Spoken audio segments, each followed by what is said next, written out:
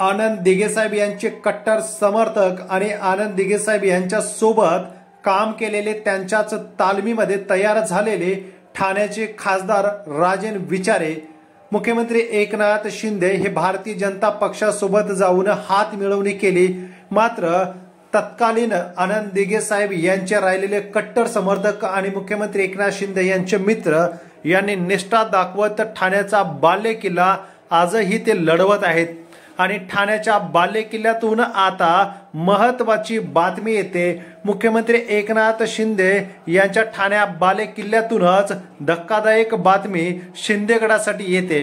मुख्यमंत्री एकनाथ शिंदे यांच्याकडे आता संख्याबळ जास्त झालं आणि जागा वाटप कसं करणार हा पेच प्रसंग निर्माण झालेला आहे।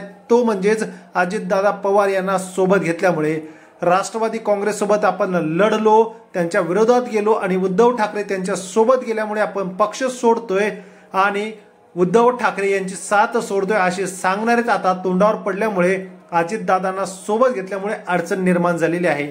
त्यामुळेच माजी नगरसेवक ठाणे जिल्ह्यातील एक गट मातोश्रीवरती राजन विचारे यांच्या समवेत जाऊन पक्ष प्रवेश करणार असल्याची जोरदार चर्चा ठाणे जिल्ह्यामध्ये रंगते। मुख्यमंत्री एकनाथ शिंदे यांच्याच बालेकिल्ल्यात जर नगरसेवक सोडून गेले तर हा एक जोरदार धक्का आहे आणि लवकर त्यांचा मातोश्रीवर